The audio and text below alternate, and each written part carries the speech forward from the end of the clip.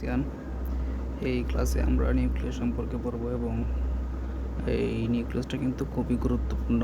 পরীক্ষায় একবারে আসেই, চিত্রসহ শিখতে হবে, ঠিক আছে? দেখো, নিউক্লিয়াস। সো নিউক্লিয়াসকে বলা হয় বাংলাতে কেন্দ্রিকা। কেন কেন্দ্রিকা বলা হয়? কারণ কারণ এটা কোষের কেন্দ্র বা মস্তিষ্ক। এই নিউক্লিয়াসটাই কোষের যাবতীয় কার্যাবলী, যত বিপাক টিপাক আছে সমস্ত প্রক্রিয়া নিয়ন্ত্রণ করে। এই কারণে এটাকে বলা হয় কেন্দ্রিকা। এটাকে কেন্দ্রিকাণু বলা হয়, কেন্দ্রিকাণু। আবার নিউক্লিয়াসের গ্রিক শব্দ হচ্ছে ক্যারিয়ন। সো ক্যারিয়ন শব্দটা থাকলেও বুঝবা যে নিউক্লিয়াসকে মিন করা হয়েছে, বুঝছো? আর বায়োলজিতে কোনো শব্দের শেষে যদি আস থাকে, আস আস, তাহলে সেটা এক বছর নির্দেশ করে, বুঝছো? তো এই যে নিউক্লিয়াস একটা নিউক্লিয়াসকে মিন করা হয়েছে। আর যদি অনেকগুলো নিউক্লিয়াসকে মিন করা হয় বা সামগ্রিকভাবে একটা অনেকগুলো কোষের নিউক্লিয়াসকে মিন করা হয়, তাহলে সেটাকে বলা হবে নিউক্লি। নিউক্লি ই থাকবে, আস থাকবে না, বুঝছো? So nucleus. আর একটা কোষে একটা নিউক্লিয়াস থাকতে পারে, আবার একটা কোষে অনেকগুলো নিউক্লিয়াস থাকতে পারে। সো যদি একটা প্রাণী কোষে অনেকগুলো নিউক্লিয়াস থাকে, তাহলে সেটাকে বলা হবে প্লাজমোডিয়াম। যেমন ম্যালেরিয়া পরজীবী বা প্লাজমোডিয়াম। ম্যালেরিয়া পরজীবীতে ওই যখন প্লাজমোডিয়াম দশা থাকে, তখন ম্যালেরিয়া পরজীবী হচ্ছে প্লাজমোডিয়াম। ওই প্লাজমোডিয়াম একটা দশা আছে, ওই দশায় তোমার অনেকগুলো নিউক্লিয়াস দেখা যায়, বুঝছো? তো এটা ইন্টারমিডিয়েটের টপিক লাগবে না এখন। আর উদ্ভিদ কোষে যদি একটা কোষে অনেকগুলো নিউক্লিয়াস থাকে, তাহলে সেটাকে বলা হবে সিনোসাইটিক কোষ বা সিনোসাইটিক, বুঝছো? যেমন ধরো, উদাহরণ হচ্ছে ডাবের পানি। ডাবের পানি কিন্তু একটা মুক্ত নিউক্লিয়ার বিভাজনের ফল। একটা কোষ যখন বিভাজিত হয়, তখন শুধু শুধু নিউক্লিয়াসটা বিভাজিত হয়, সাইটোপ্লাজম বিভাজিত হয় না। এরকম এরকম বিভাজনকে বলা হয় মুক্ত নিউক্লিয়ার বিভাজন। এতে করে একটা কোষে অনেকগুলো নিউক্লিয়াস থাকতে পারে। এরকমভাবে এই ডাবের পানি হচ্ছে মুক্ত নিউক্লিয়ার বিভাজনের ফল। তো এগুলো বেসিক কথাবার্তা ছিল। ইন্টারমিডিয়েট টপিক এগুলো, একটু অ্যাডভান্স টপিক, দরকার নেই, বাট জানা উচিত তোমাদের, বুঝছো? তো সব কোষে যে নিউক্লিয়াস থাকে এরকমটা না। অনেক কোষে নিউক্লিয়াস থাকে না, যেমন শিব কোষ। শিব কোষ কি? শিব কোষ হচ্ছে ফ্লোয়েমের একটা কোষ। আমরা পরবর্তীতে পড়বো পরিবহন টিস্যু, বুঝছো? এর মধ্যে জাইলেম আছে, ফ্লোয়েম আছে। সো ফ্লোয়েমের ক্ষেত্রে শিব কোষ থাকে। এই শিব কোষে নিউক্লিয়াস থাকে না। কেন থাকে না, এটা আমরা ওই ভিডিওতে পড়বো। আর স্তন্যপায়ী প্রাণীদের লোহিত রক্তকণিকা নিউক্লিয়াস থাকে না, বুঝছো? এটা তোমরা যখন রক্ত অধ্যায়টা পড়বা তখন বুঝবা, বাট এখন বলি, স্তন্যপায়ী প্রাণীদের লোহিত রক্তকণিকা নিউক্লিয়াস থাকতে পারে, না থাকতে পারে। কখন থাকবে? যখন ওই লোহিত রক্তকণিকাটা একেবারে প্রাইমারি অবস্থায় থাকবে, অর্থাৎ ব্লাস্ট অবস্থায় থাকবে। বায়োলজিক্যাল শব্দে ব্লাস্ট থাকলে সেটা অঙ্কুর নির্দেশ করে। অর্থাৎ অঙ্কুর কি? শুরুর যে পর্যায়টা। অর্থাৎ লোহিত রক্তকণিকা শুরুতে নিউক্লিয়াস থাকে, পরবর্তীতে নিউক্লিয়াসটা ফ্যাগোসাইটোসিস বলছি কেন, নিউক্লিয়াসটা অ্যামিবার চলন করে ওই লোহিত রক্তকণিকা থেকে বের হয়ে যায়। এই কারণে পরিণত লোহিত রক্তকণিকায় নিউক্লিয়াস থাকে না। এটা অবশ্যই স্তন্যপায়ী প্রাণীদের ক্ষেত্রে। সো এটা একটু খেয়াল রাখবা যে পরিণত লোহিত রক্তকণিকায় নিউক্লিয়াস থাকে না, কিন্তু অপরিণত অবস্থায় নিউক্লিয়াস থাকে। সো এটা একটা বেসিক ইনফো। আর নিউক্লিয়াসটা গোলাকার হতে পারে, যেমন এই চিত্রটা গোলাকার, ডিম্বাকার হতে পারে, নলাকার হতে পারে। এটা সেল টাইপের উপর ডিপেন্ড করে। যে কোষ নলাকার, তার নিউক্লিয়াস তো ডিম্বাকার হওয়া যাবে না, বুঝছো? নলাকার কোষের নিউক্লিয়াস নলাকার হওয়ার পসিবিলিটি বেশি। তো এরকম বিভিন্ন কোষ অনুযায়ী আর কি নিউক্লিয়াসের আকৃতিটা পরিবর্তিত হয়। তো সংজ্ঞা আসতে পারে যে কোষের প্রোটোপ্লাজমে। প্রোটোপ্লাজম কি? প্রোটোপ্লাজম আমরা আগের ভিডিওতে বলেছি। তো প্রোটোপ্লাজমে নির্দিষ্ট পর্দা ঘেরা, কি নিউক্লিয়াসের একটা নির্দিষ্ট পর্দা থাকবে, ক্রোমোজোম বহনকারী। অর্থাৎ নিউক্লিয়াসের ভেতরে ক্রোমোজোম থাকবে। এই দেখো চিত্রটায় ক্রোমোজোম ক্রোমাটিন তন্তু হিসেবে আছে। এটা আমরা এটা পরে পড়ব। যে বস্তুটি দেখা যায় সুস্পষ্ট, যে বস্তুটি দেখা যায় সেটি হচ্ছে নিউক্লিয়াস। কেন সুস্পষ্ট? কারণ তুমি যখন মাইক্রোস্কোপে দেখবা, সাইটোপ্লাজমের ভিতরে একটা গোলাকার বা ডিম্বাকার মেমব্রেন দ্বারা আবদ্ধ একটা স্পষ্ট অঙ্গাণু দেখতে পাবা। এই কারণে বলা হচ্ছে সুস্পষ্ট বস্তুটি, সেটা হচ্ছে নিউক্লিয়াস। বুঝছো?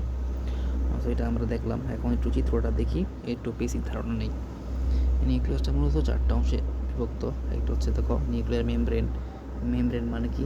মেমব্রেন মানে হচ্ছে পর্দা বা ঝিল্লি বা আবরণ। আর নিউক্লিয়াসের মেমব্রেনকে বলা হয় নিউক্লিয়ার মেমব্রেন। এটা কিন্তু ওই নিউক্লিয়ার বোম না আবার, ঠিক আছে? এই যে দেখছো মানে একেবারে বাইরের যেটা, সেটা হচ্ছে নিউক্লিয়ার মেমব্রেন। আর নিউক্লিয়ার মেমব্রেনের মধ্যে কিন্তু এরকম পোর থাকে। পোর, পোর ইংরেজি শব্দ, পোর মানে হচ্ছে ছিদ্র। তো এই যে ছিদ্র আছে, ছিদ্রটা প্রয়োজন কারণ নিউক্লিয়াস এবং সাইটোপ্লাজমের মাঝখানে কিছু বস্তু চলাচল করার প্রয়োজন হয়, এই কারণে এই পোরগুলো থাকে। এইটাকে বাংলাতে বলা হয় নিউক্লিয়ার রন্ধ্র। বুঝছো? নিউক্লিয়ার পোর। আর এই যে ঘন সন্নিবেশিত অংশটা আছে, এটাকে বলা হয় নিউক্লিওলাস। বুঝছো? নিউক্লিওলাস। এটা কীভাবে তৈরি হয় সেটা আমরা দেখব। আর এই যে তরল ধকধকে পদার্থ, মানে সহজ কথায় বললে নিউক্লিয়াসের যে ম্যাট্রিক্সটা আছে, নিউক্লিয়াসের ম্যাট্রিক্সটাই হচ্ছে নিউক্লিওপ্লাজম। অর্থাৎ নিউক্লিয়াসের ভেতরে যে তরল ধকধকে জেলির মতো অংশ সমস্ত উপাদানকে ধারণ করে, সেটাই হচ্ছে নিউক্লিওপ্লাজম। আরও সহজ করে বললে কোষের প্লাজমকে আমরা বলতাম সাইটোপ্লাজম, আর নিউক্লিয়াসের প্লাজমকে আমরা বলবো নিউক্লিওপ্লাজম। প্লাজম মানে কি?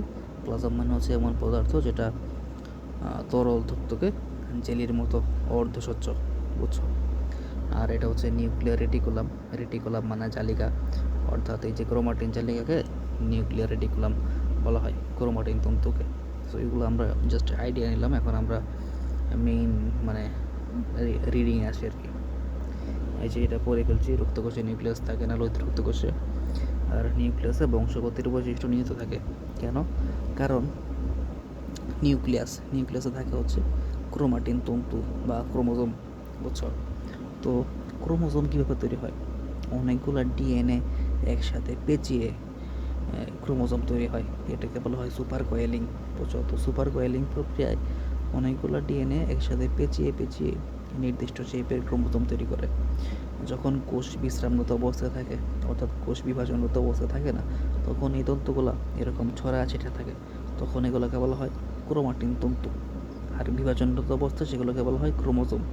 সো ক্রোমোজোম হোক অথবা ক্রোমাটিন তন্তু হোক, দুইটাই কিন্তু এই ডিএনএ পেঁচায় পেঁচায় তৈরি হয়।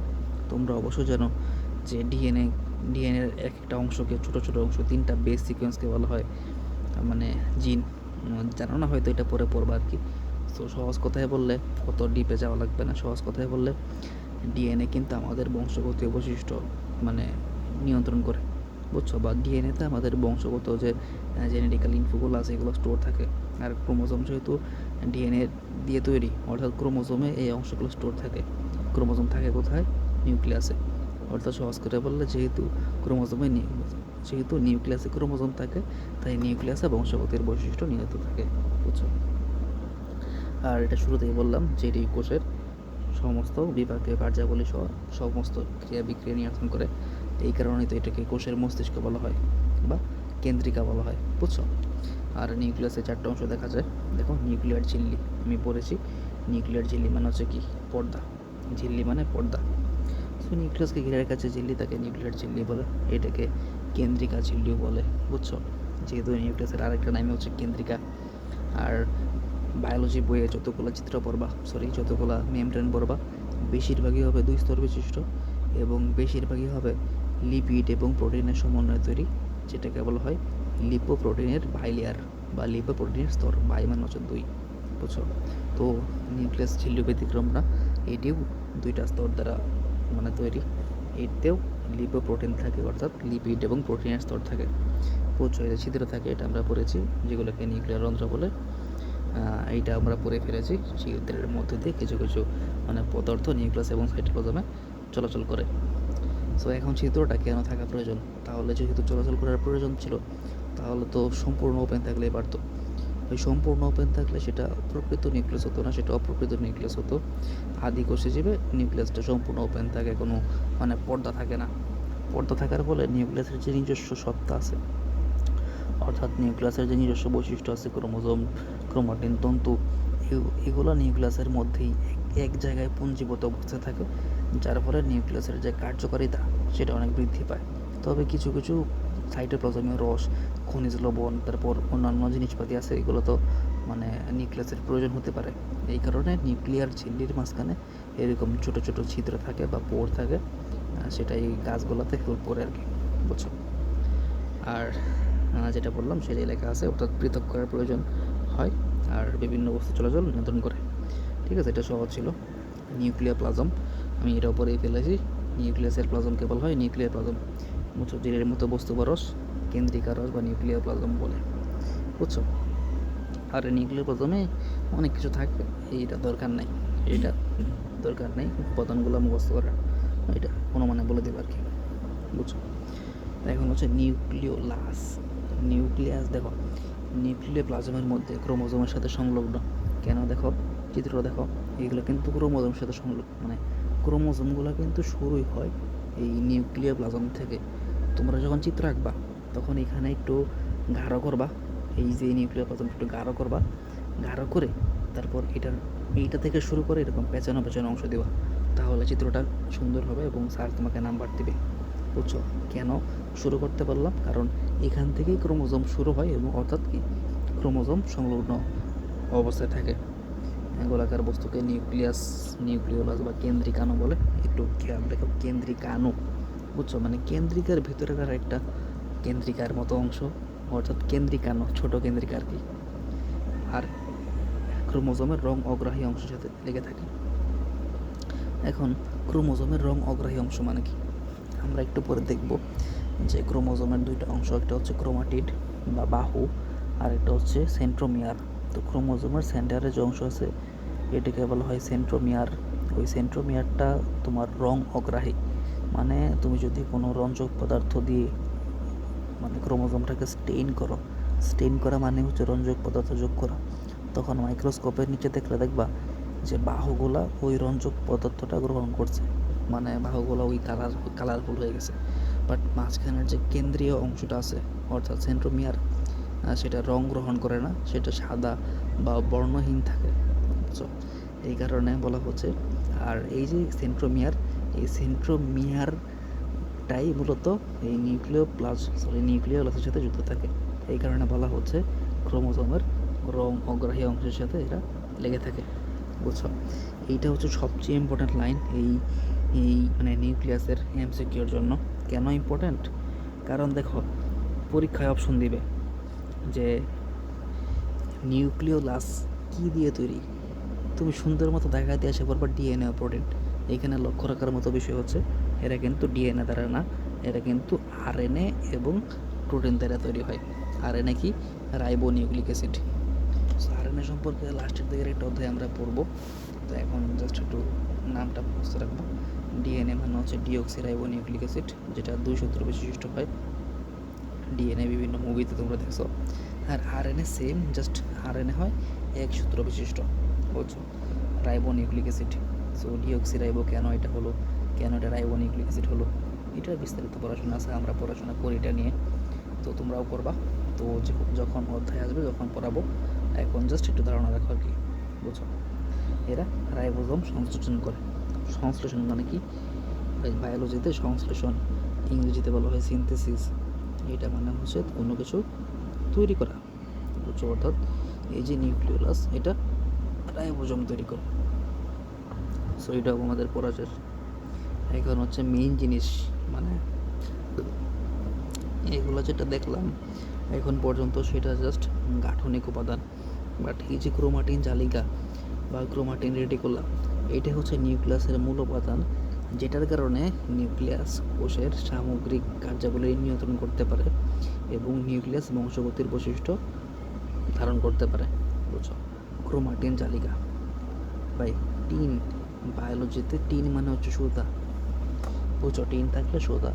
আর ক্রোমা শব্দের অর্থ হচ্ছে রঞ্জক, তো এটাকে কেন ক্রোমাটিন বলা হলো, একটু আগে যেমন বললাম যে তুমি যদি ক্রোমোজোমকে স্টেইন করো, তাহলে বা নিউক্লিয়াসকে তুমি যদি স্টেইন করো অর্থাৎ রঞ্জক দ্বারা রঞ্জিত করো, তাহলে দেখা যাবে এই যে সুতার মতো অংশগুলো আছে, এই যে দেখো এই যে সুতার মতো অংশগুলো পেঁচা পেঁচা আছে, এই পেঁচানো অংশগুলো গাঢ় হবে, অন্যান্য অংশ এরকম সাদা বা হালকা থাকবে, বাট এই অংশগুলো গাঢ় হবে। যেহেতু গাঢ় হবে অর্থাৎ মানে কি রঞ্জকটা ধারণ করবে, যেহেতু রঞ্জক ধারণ করে সুতা, এই কারণে নাম হচ্ছে ক্রোমাটিন। আর যেহেতু জালের মতো ছড়িয়ে থাকে, দেখছো জালের মতো ছড়ে সেটা আছে, এই কারণে নাম হচ্ছে ক্রোমাটিন চালিকা। তাহলে করে বুঝতে পারছো? সো অনেকে ক্রোমোজোম চিহ্ন বাট ক্রোমাটিন চালিকা চিহ্ন না। ক্রোমোজোম এবং ক্রোমাটিন চালিকা সেম জিনিস দ্বারা তৈরি। জাস্ট নিউক্লিয়াসটা যখন বিভাজনরত অবস্থায় থাকে না, অর্থাৎ নিউক্লিয়াসটা যখন তোমার বিশ্রামরত অবস্থায় থাকে, তখন এই সুতাগুলো এরকম প্যাঁচায় প্যাঁচায় থাকে, এইগুলোকে বলা হয় ক্রোমাটিন চালিকা। আর নিউক্লিয়াসটা যখন তোমার কোষ বিভাজনরত অবস্থায় থাকে, অর্থাৎ মাইটোসিস করতে থাকে, তখন ওই পেঁচানো সুতাগুলাই নির্দিষ্ট প্রোটিন আছে, হিস্টোন প্রোটিন। ওই হিস্টোন প্রোটিনের প্রভাবে নির্দিষ্ট একটা শেপে আসে। ওই শেপটা সুন্দর একটা শেপ, এটা পরের পেজে আমরা দেখবো, সেটা হচ্ছে ক্রোমোজোম। বুঝছো? সো ক্রোমাটিন চালিকা ক্রোমোজোম কিন্তু সেম জিনিস, জাস্ট দুইটা ডিফারেন্ট সময়ে হয় আর কি। এই দেখো আমি যেটা বললাম সেটা হচ্ছে বিভাজন চলছে না, মানে বিশ্রামরত কোষ। এমন কোষে নিউক্লিয়াসের মতো সুতার মতো জোট পাকিয়ে দেখা যায়, এইগুলো হচ্ছে ক্রোমাটিন চালিকা। বুঝছো? আর এখানে খেয়াল রাখার মতো বিষয় হচ্ছে, আমি বলছিলাম যে ক্রোমাটিন চালিকা কীভাবে তৈরি। ক্রোমাটিন হচ্ছে ক্রোমোজোম বা ক্রোমাটিন, এগুলো মূলত ডিএনএ পেঁচায় পেঁচায় তৈরি। আর ডিএনএ পেঁচানোর জন্য নির্দিষ্ট একটা প্রোটিন প্রয়োজন হয়, সেটাকে বলা হয় হিস্টোন প্রোটিন। বুঝছো? তো সহজ কথায় ক্রোমোজোমটা মূলত ডিএনএ এবং প্রোটিন দ্বারা তৈরি। বুঝছো? আর এটাই জেনেটিক বৈশিষ্ট্য ধারণ করে, এটা আমরা একটু আগে বুঝিয়েছি। বুঝছো? সো এইগুলো জাস্ট কি হাবিজাবি লিখছে, দরকার নেই। আমরা পরবর্তী পেজে যাই। পরবর্তী পেজে ক্রোমোজোম সম্পর্কে আরেকটু কথাবার্তা আছে। কোথায় কোথায়, এই যে পরবর্তী পেজ, এডিট। সো এইগুলো হচ্ছে এটা হচ্ছে ক্রোমোজোমের চিত্র, মানে আমি তোমাদেরকে যেটা দেখাচ্ছিলাম, এই যে অংশটা, এটা হচ্ছে সেন্ট্রোমিয়ার মাঝখানের অংশ। এইগুলো হচ্ছে বাহু বা ক্রোমাটিড বলা হয়। বুঝছো? এটা একটা ডিপ্লয়েড ক্রোমোজোম। ক্রোমোজোমগুলো অনেক টাইপের হয়, হ্যাপ্লয়েড হয়, ডিপ্লয়েড হতে পারে, পলিপ্লয়েড হতে পারে। এগুলো আমরা অন্য অধ্যায়ে পড়বো, এখন একটু ভিডিওটা বেশি লম্বা হয়ে যাবে। বুঝছো? তবে এগুলো মানে বেসিক জিনিস তো জানতে হয় ক্লিয়ারলি। এটা একটা ডিপ্লয়েড ক্রোমোজোম। বুঝছো? দেখো এই যে তন্তুগুলোকে একসাথে ক্রোমাটিন চালিকা বলে, এগুলো আমরা পড়ে ফেলেছি। আর কোষ বিভাজনের সময় এই যে জট খুলে যায়, ওইরকম জট পাকিয়ে, যেটা জট খুলে যায়, জট খুলে হিস্টোন প্রোটিনের প্রভাবে এরকম তোমার পেঁচায় পেঁচায় সুনির্দিষ্ট শেপে আসে। দেখছো এই যে সুনির্দিষ্টভাবে পেঁচাইছে, এখানেও নির্দিষ্টভাবে পেঁচাইছে, এরকম পেঁচায় পেঁচায় নির্দিষ্ট শেপে আসে। এই নির্দিষ্ট শেপটাকে বলা হয় ক্রোমোজোম। আর ওইগুলো ছিল যখন মানে সুতার মতো অংশ থাকে, তখন সেটাকে বলা হয় ক্রোমাটিন রেটিকুলাম বা ক্রোমাটিন চালিকা। যে সেম জিনিস ভালো হচ্ছে যে জট খুলে যায় এবং ক্রোমাটিনগুলো আরও মোটা খাটো হয়। সুকেন্দ্রিক কোষে ক্রোমাটিনগুলো তখন আলাদা আলাদা কাঠামো হিসেবে চিহ্নিত করা সম্ভব হয়। কোষ বিভাজনের সময় আলাদা হয়ে পড়ে ক্রোমাটিন জালিকার আরেক নাম হচ্ছে ক্রোমোজোম। যা আমি যেটা বুঝালাম সেটাই বলা হয়েছে। জাস্ট এখানে একটা জিনিস আমি একটু এক্সট্রা অ্যাড করি, সেটা হচ্ছে যে এই যে নির্দিষ্ট শেপে আসে, এই নির্দিষ্ট শেপে আসতে পারে কেবলমাত্র সুকেন্দ্রিক কোষে। আদি কোষ বা প্রাককেন্দ্রিক কোষে কিন্তু মানে হিস্টোন প্রোটিন থাকে না। যেহেতু হিস্টোন প্রোটিন থাকে না, তাই ওই যে ক্রোমাটিন রেটিকুলামগুলো এরকম পেঁচায় পেঁচায় সুন্দর শেপে আসতে পারে না। এই যে স্ট্রাকচারটা দেখতে পাচ্ছ, সেটা মূলত প্রকৃত কোষের বৈশিষ্ট্য। বুঝছো? আর দেখো মেটাফেজ সবচেয়ে ভালো বোঝা যায়। মেটাফেজ মানে কি আমরা পরবর্তী অধ্যায়ে পড়বো, কোষ বিভাজনের একটা ধাপ। বুঝছো? মাইটোসিস বিভাজনের একটা ধাপের নাম হচ্ছে মেটাফেজ। আমি এটাকে মেটাফেজ বলি না, আমি বলি এটাকে মোটাফেজ। মোটাফেজ মানে কি, কারণ এই ধাপে ক্রোমোজোমগুলো সবচেয়ে মোটা এবং খাটো হয়, এই কারণে আমি এগুলোকে বলা হয় মানে বলি মোটাফেজ। বুঝছো? আর মোটাফেজ দশায় ক্রোমোজোম বিভাজিত হয়ে ক্রোমোজোম জোড় গঠন করে এক একটি ক্রোমাটিড বলে। বুঝছো? এই যে ক্রোমোজোমটা, এটি এরকম ছিল, এটা সেন্টার ছিল আর দুই সাইডে দুইটা বাহু ছিল। তো মেটাফেজ দশায় এই দুইটা বাহু থেকে এরকম চারটা বাহু তৈরি হয়, যেটা দেখতে পাচ্ছ। সো এটা মেটাফেজ পড়ার সময় আরও ভালোভাবে বুঝাবো, এখন দরকার নেই। আর মধ্যবর্তী অঞ্চলকে বলা হয় সেন্ট্রোমিয়ার। এটাও আমরা পড়ে ফেলেছি। সেন্ট্রোমিয়ার কিন্তু একটা রং অগ্রাহী অঞ্চল। আর কোষ বিভাজনের সময় সেন্ট্রোমিয়ারের যে অংশ স্পিন্ডল যন্ত্রের মাইক্রোটিবিউল যুক্ত হয় তাকে কাইনোটেকার বলে। কাইনোটোকোর বলে, কাইনোটোকোর। আমরা পড়েছিলাম কাইনোটেকার, এখন কি স্পেলিং কি পাল্টাইছে মনে হয়, হয়তোবা। বুঝছো? তো এই স্পিন্ডল যন্ত্র কি, কোষ বিভাজনের সময় একটা মাকো আকৃতির যন্ত্র হয়। মাকো আকৃতি মানে কি? মাকো হচ্ছে একটা যন্ত্র যেটা কামাররা সুতা পেঁচাতে ইউজ করতো। কামার বলে কি বলি, কামার না, যারা তাঁতি ছিল, তাঁতিরা মানে সুতা পেঁচাতে ইউজ করতো। সেটা হচ্ছে মাকু, মানে দুই প্রান্ত সরু, মাঝখানে মোটা, এরকম একটা যন্ত্র। সো কোষ বিভাজনের সময় ওই আকৃতির একটা যন্ত্র তৈরি হয় যাকে বলা হয় স্পিন্ডল যন্ত্র। বুঝছো? আর স্পিন্ডল যন্ত্রে বিভিন্ন তন্তু থেকে এগুলোকে বলা হয় মাইক্রোটিবিউল। আর মাইক্রোটিবিউল কী করে, এই সেন্ট্রোমিয়ারে এসে যুক্ত হয়। তো সেটা তোমরা পরে দেখবা, এখন জাস্ট এগুলো বোঝাতে গেলে তোমাদের জন্য কঠিন হয়ে যাবে আর কি। পরবর্তী অধ্যায়ে আমরা সুন্দরভাবে বুঝে ফেলবো আর কি, ঠিক আছে? আর যেটা বললাম, সেন্ট্রোমিয়ারের উভয় পাশে ক্রোমাটিডের দুটি অংশ, এনাফেদশয় যখন বাহু, এই যে এই একটা বাহু, একটা বাহু, এই যেটা বললাম, এই একটা বাহু থাকে, এই একটা বাহু থাকে। এনাফেদশয় সেন্ট্রোমিয়ার ব্যতীত ক্রোমাটিড যেটা বিচ্ছিন্ন হয়ে যায়। এই যে দেখতো এইখানে চারটা বাহু না, সো এনাফেজ দশা আছে। এনাফেজ কি? এনাফেজও মাইটোসিসের একটা দশা, এটা আমরা পরবর্তী অধ্যায়ে পড়ব। সো ওই দশায় এই যে দেখতে পারতেছো চারটা বাহু, এটা মাঝখান বরাবর বিভাজিত হয়ে যায়। মাঝখান বরাবর বিভাজিত হয়ে এখান থেকে দুইটা ক্রোমোজোম তৈরি হয়। বুঝছো? তো এটা আমরা পরে দেখব। যখন দুইটা ক্রোমোজোম হয় তখন আলাদা আলাদা, এটা হচ্ছে ডিপ্লয়েড ক্রোমোজোম 2n। যখন দুইটা আলাদা আলাদা হয় তখন তাদেরকে বলা হয় হ্যাপ্লয়েড ক্রোমোজোম। তো সেটা আমরা পড়ব। আর এই যে সেপারেট ক্রোমোজোম হয়ে যায়, এই ব্যাপারে তৃতীয় অধ্যায়ে জানতে পারবো। তো এটা মূলত জাস্ট এই অধ্যায়ে তুমি স্ট্রাকচার এবং বৈশিষ্ট্য জানবা। এই যে কথাগুলো বলা আছে মেটাফেজ, এনাফেজ, এইগুলো এখানে দেওয়া উচিত হয়নি, কারণ তোমাদেরকে তাহলে আগে কোষ বিভাজন পড়াতে হবে, তারপর এটা বোঝাতে হবে। বুঝছো? তো বইয়ের সিকোয়েন্সটা ঠিক নাই, একটু উল্টাপাল্টা করা আছে আর কি। এই তথ্যগুলো এখানে না দিলেও পারতো, দ্বিতীয় অধ্যায়ে মানে 3 নম্বর অধ্যায়ে পড়ানোর সময় অ্যাড করে দিলেও পারতো। তো যাই হোক, আমরা যতটুকু পারছি মানে পেরেছি আর কি, বুঝিয়েছি। তো আরও বিস্তারিত তোমাদেরকে তৃতীয় অধ্যায়ে বোঝাবো এই কোষ বিভাজন সম্পর্কে। সেইখানে তোমরা মূলত স্ট্রাকচারটা দেখবা। বুঝছো? আর এই চিত্র, তারপর নিউক্লিয়াসের চিত্র অবশ্যই চিত্রতে মানে পরীক্ষায় অ্যাড করতে হবে। সো চিত্র আমি দেখাতে পারছি না আমার সীমাবদ্ধতার কারণে। তো তোমরা একটু নির্ধারিত দেখে নিবা, অথবা চিত্রের জন্য আমি একটা সেপারেট ক্লাস দেবো। ততক্ষণ পর্যন্ত ভালো থাকো। আর এই টাইপের ভিডিওগুলো যদি ভালো লাগে, টপিক ওয়াইজ ভিডিও, তাহলে আমার চ্যানেলটা সাবস্ক্রাইব করতে পারো এবং ফেসবুক পেজটা ফলো করতে পারো। তো আল্লাহ হাফেজ।